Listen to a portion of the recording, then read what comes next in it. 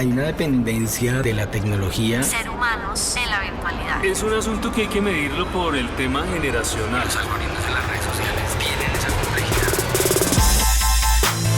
Hemos llegado a un punto en el que pasamos más tiempo frente a las pantallas que frente a las personas. Y eso tiene efectos perturbadores que no solemos percibir. Zygmunt Bauman. Un espacio para comprender la época actual a través de la relación del ser humano con las pantallas. 13 presenta Entre Pantallas. Mario Guerrero es docente e investigador en política, conflicto y análisis sociales, líder del grupo de investigación reconocido en MinCiencias. Y hoy conversa con Diego Loaiza Entre Pantallas.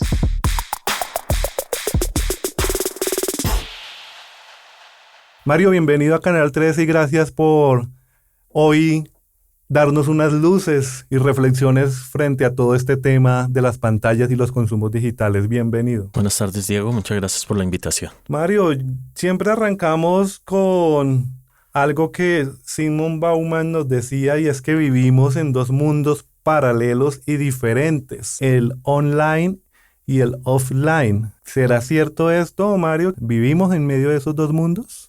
Yo te respondería en principio que no vivimos en dos mundos, sino que estos mundos que podemos pensar por separado están estrechamente ligados uno con el otro. He visto en mi trabajo investigativo que la tecnología está supeditada a la intencionalidad que el ser humano quiere darle a esta tecnología. Y según tú lo decías, las pantallas también tienen una intencionalidad que le da el ser humano, que le dan las sociedades actuales. Y en el mundo moderno podemos decir que sobre todo el capitalismo le ha dado una intencionalidad a estas pantallas, que es en lo que ahondaremos. Estos consumos mediáticos y esta pantallización del sujeto nos lleva a reflexionar sobre asuntos que tienen que ver con la economía de la atención, con las relaciones humanas mercantilizadas, incluso de ver al otro como un objeto consumible. ¿Qué tan cierto o qué tanto de esto tiene esa relación ser humano y pantallas? Pues de acuerdo con como lo mencionas, detrás de las pantallas entonces están los mecanismos a través de los cuales la modernidad nos adhiere a las pantallas. Las pantallas por sí mismas son tecnologías neutrales, por sí mismas no son buenas, no son malas, y solo el uso que le damos como seres humanos es lo que transforma y le da intencionalidad a estas tecnologías y a estas pantallas. Nuestro mundo moderno está trágicamente atravesado por el capitalismo. Consumimos los recursos naturales que nos rodean, y los recursos naturales y nosotros dentro de nuestro medio ambiente y nuestro ecosistema hacemos parte de ese ecosistema. Nos atraviesa trágicamente porque nos obliga a consumir absolutamente todo lo que nos rodea. Entonces estamos acostumbrados a consumir a través de las pantallas no solo entretenimiento, sino a las personas que generan ese entretenimiento y que se establecen como íconos de alguna manera, que lo que quieren es hacer que sigamos pegados de la pantalla, en lo que tú has dicho bien, que es nombrado como el mercado de la atención. A través de estrategias que lo que buscan es hacernos consumir cualquier tipo de producto que se quiera vender a través de las pantallas, sean productos o sean personas que son vendidos como productos también, como tú lo decías. Pero Mario, es un poco difícil tal vez escapar a esto, entendiendo que de una u otra forma las pantallas son sociales y son objetos culturales. Incluso uno también podría mencionar que existen escenarios donde llevamos una doble vida. Una vida en el mundo de los átomos y otra vida en el mundo de los bytes. Lo vemos continuamente y tal vez estamos condenados a vivir así. ¿Cómo lo ves tú? Pues me parece interesante como lo planteas, pero yo sigo defendiendo mi tesis inicial en que los dos mundos están entrecruzados y solo hay uno realmente complejo, en el que las pantallas están haciendo más compleja nuestra modernidad. La forma como nos comportamos en el mundo digital es un reflejo de lo que somos en el mundo afuera. Las personas que en el mundo físico están acostumbrados a comportarse de manera doble, a tener varias representaciones de sí mismo, lo pueden hacer también en el mundo físico.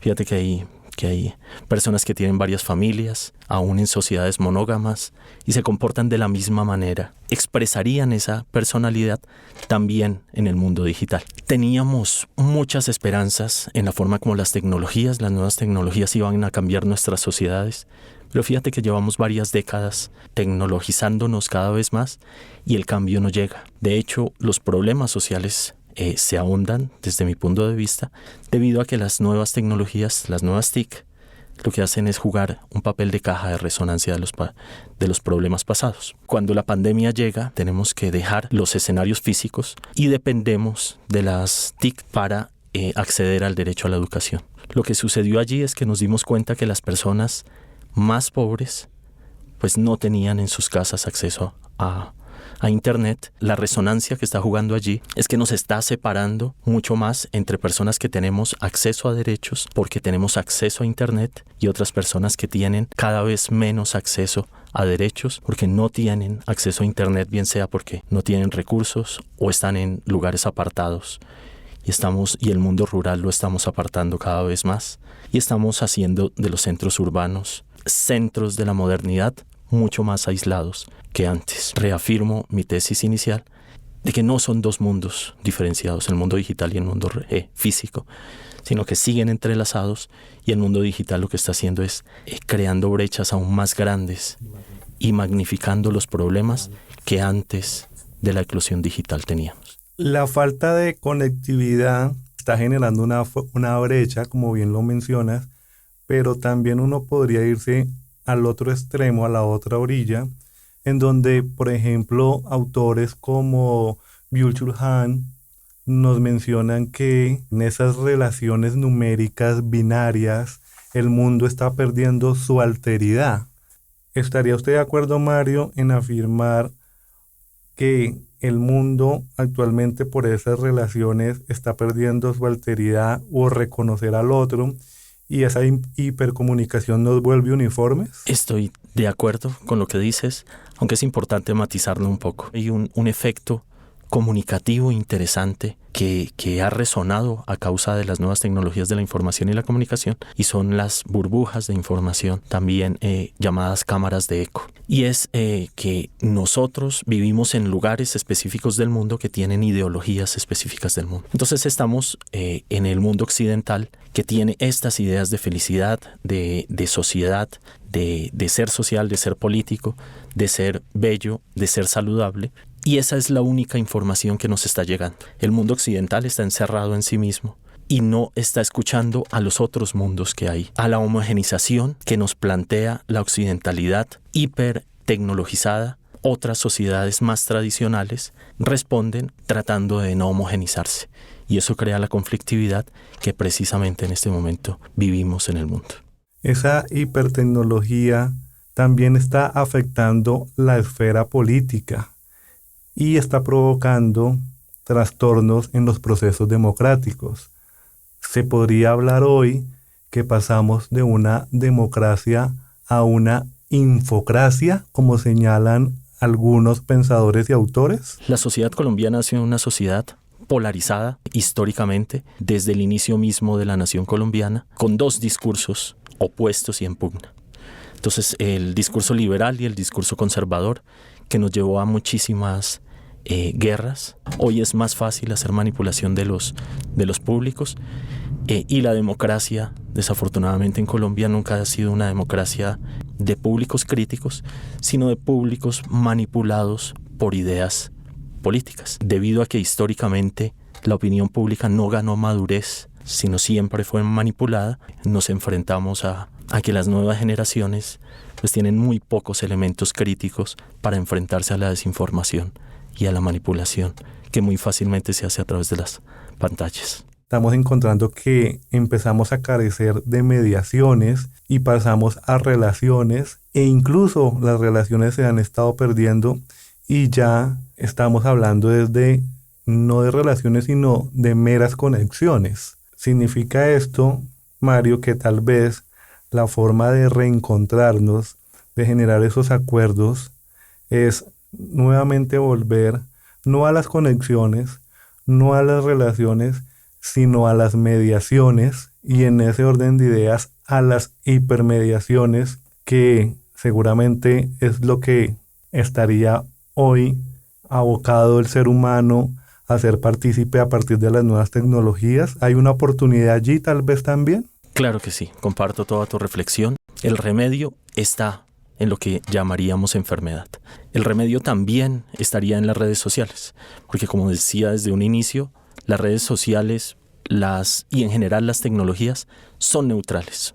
Y teniendo en cuenta lo que yo te decía, tanto para lo malo han funcionado como cajas de resonancia, pero también van a funcionar para lo bueno. Una de las más importantes disciplinas, oficios de nuestras sociedades democráticas es el periodismo y es la comunicación social.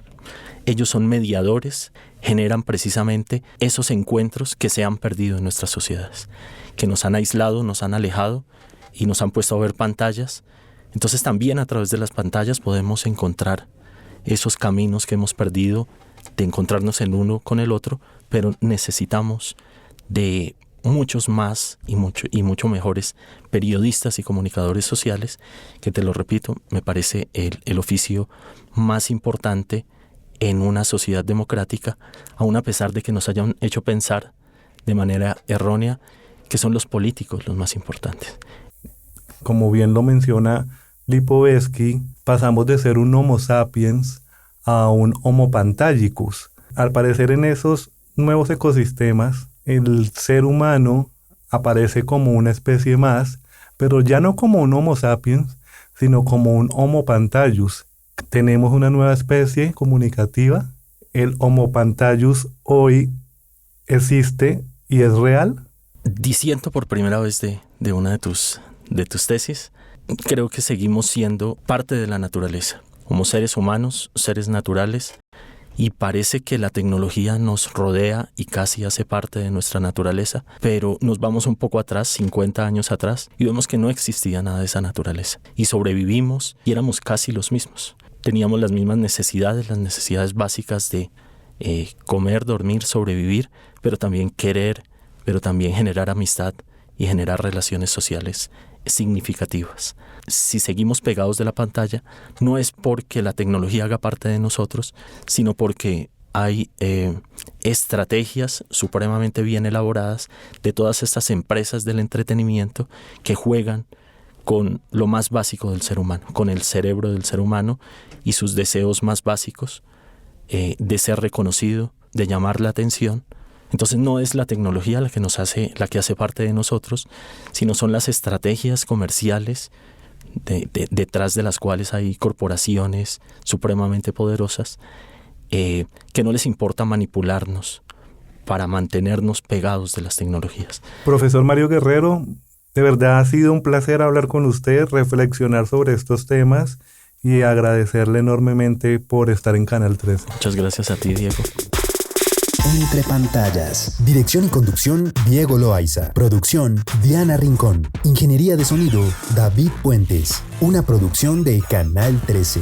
Copyright 2022. Este programa fue financiado a través del Fondo Único de las Tecnologías de la Información y las Comunicaciones, MINTIC.